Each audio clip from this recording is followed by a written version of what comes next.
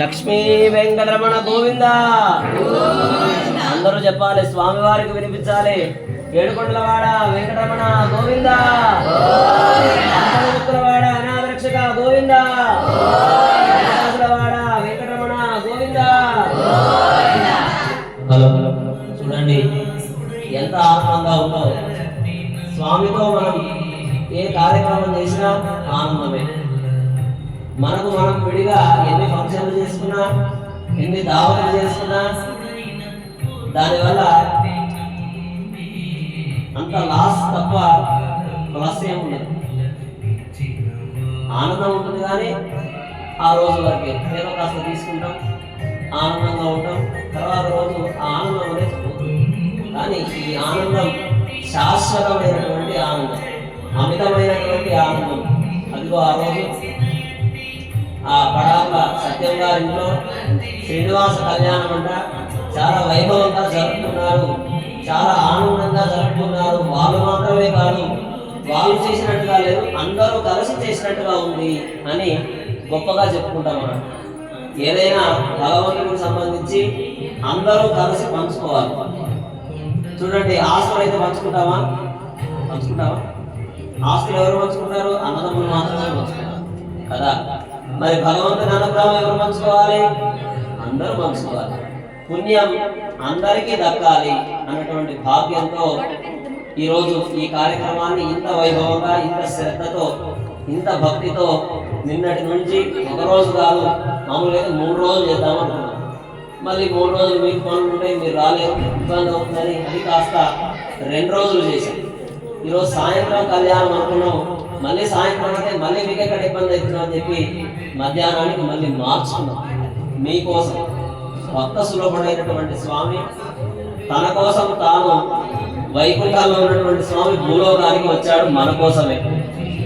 అలా భక్త సులభుడైనటువంటి స్వామి వారి కళ్యాణాన్ని కమనీయంగా, రమణీయంగా ఇక్కడ జరపాలి, సత్యంగా జరపాలి అని సత్యనారాయణ గారు సత్యంగా జరపాలి, ధర్మబద్ధంగా జరపాలి అని చెప్పి చక్కగా వాళ్ళ కుటుంబంతో కలిసి, ఒక అబ్బాయి అమెరికాలో ఉన్న ఆయన కూడా ఈ భాగ్యం దక్కాలి అన్నటువంటి ఉద్దేశంతో చక్కగా ఈరోజు శ్రీనివాస కళ్యాణాన్ని వైభవంగా వారి ఇంట్లో జరుపుకున్నారు.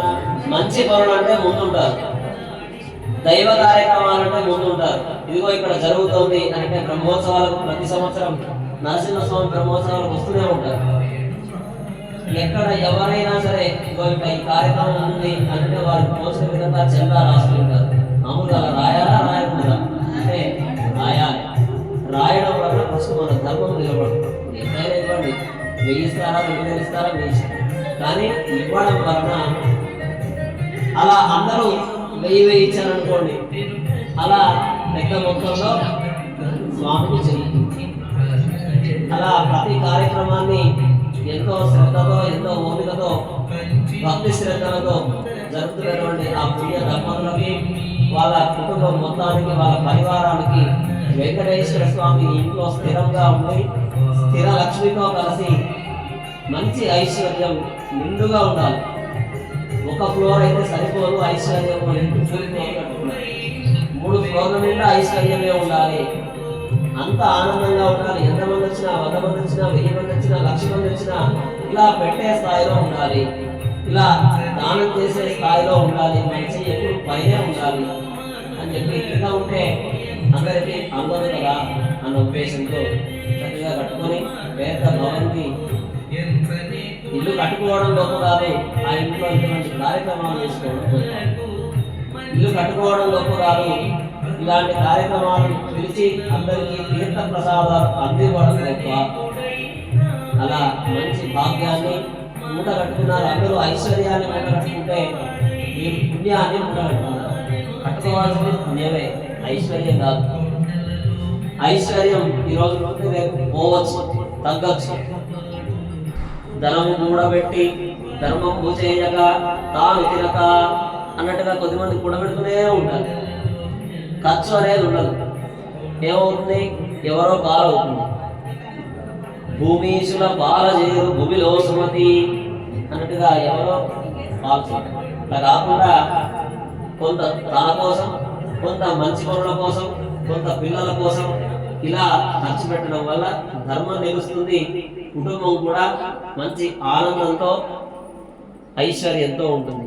అలా ఉండాలి అని చెప్పి స్వామి సన్నిధిలో ప్రార్థిస్తూ మంచి అల్లుడు దొరికాడు, మంచి కోడలు దొరికింది, అందరూ ఆనందంగా, అందరూ మంచి వాళ్ళే, పాలలు కూడా మంచి వాళ్ళు ఉన్నారు. అందరూ పడాకుల వాళ్ళు అంటే తెలియని వ్యక్తులు లేరు. మీరు ఎక్కడికి పోయి పడాకుల వాళ్ళు మహబూనారంటే మాకు తెలుసు.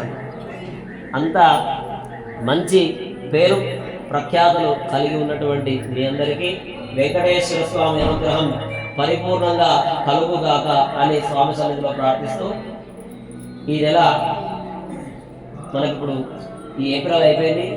మే 17వ తారీఖు శుక్రవారం నుంచి మే 23 గురువారం వరకు 6 రోజుల పాటు ఎలసత్యం చౌరస్తా దగ్గర మనం ఒక యజ్ఞం చేస్తూ ఉన్నాం. సంవత్సరానికి ఒక యజ్ఞం చేస్తాం, 2 అయిపోయాయి. ఇప్పుడు చేసే యజ్ఞం 3వ యజ్ఞం. అసలే ఈ సంవత్సరంలో క్రోధినామ సంవత్సరం అని పేరు దీనికి.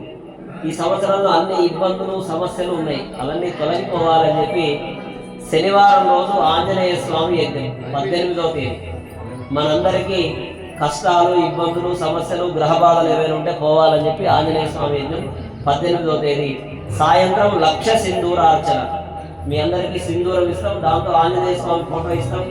ఆంజనేయ స్వామి వారికి 1,00,000 సింధూరంతో అర్చన జరుగుతుంది శనివారం సాయంత్రం.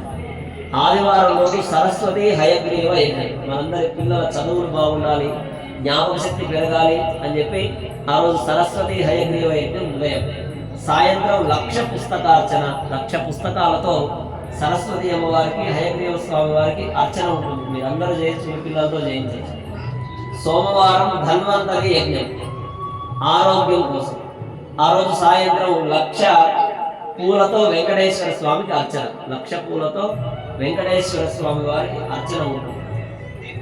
దాని తర్వాత రోజు మంగళవారం భూవరాహ యజ్ఞం.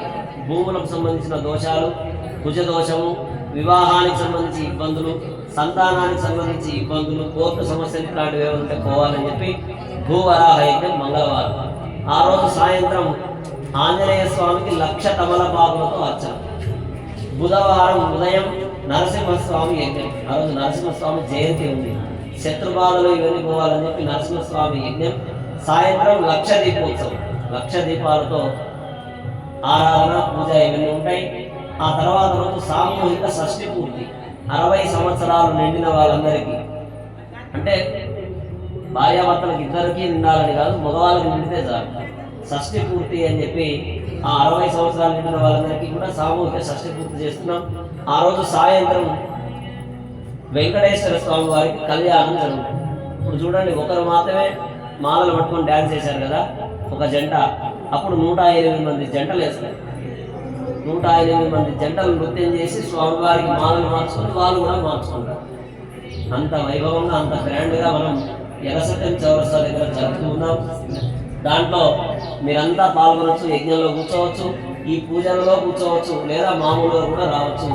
తీర్థం తీసుకోవచ్చు, ప్రసాదం తీసుకోవచ్చు, యజ్ఞశాల చుట్టూ ప్రదక్షిణ చేయొచ్చు, లేదు నెయ్యి ఇస్తామంటే నెయ్యి ఇవ్వచ్చు. 1,00,000 పుస్తకాలు, చిన్న చిన్న బుక్స్, ఇలాంటి 1,00,000 పుస్తకాలు అవి కూడా మనం ఇవ్వచ్చు. ఇలాంటి 1,00,000 పుస్తకాలతో వెంకటేశ్వర స్వామికి అర్చన జరుగుతుంది సరస్వతి అమ్మవారికి. ఈ పుస్తకాలు కూడా మేము ఈ శక్తి అనుసారం ఇవ్వచ్చు. కాబట్టి అందరూ కూడా చక్కగా వచ్చి ఆ కార్యక్రమంలో కూడా పాల్గొనవలసిందిగా విజ్ఞప్తి. ఇప్పుడు చేసిన ఈ కళ్యాణం అంతా కూడా మీరు యూట్యూబ్ ఛానల్లో కూడా చూసుకోవచ్చు. MBNR15 అని మీ ఫోన్లో యూట్యూబ్లో కొడితే వస్తాం. కాబట్టి మీరంతా ధన్యులు, మనమంతా ధన్యులు. ఇప్పుడు మహామంగళ హారతి సమర్పించుకొని తీర్థం, ప్రసాదం, మంత్రపుష్పం అందరూ కూడా లేచినప్పుడండి. వెలుగొండవాడ వెంకటరమణ గోవిందా మహామంగళ నీరాజయామి.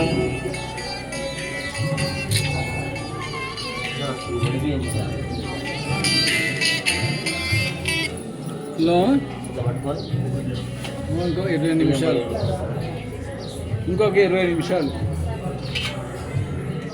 నేను వెళ్ళేటప్పుడు ఫోన్ చేస్తాను. మంగళారతి మాట్లాడారా?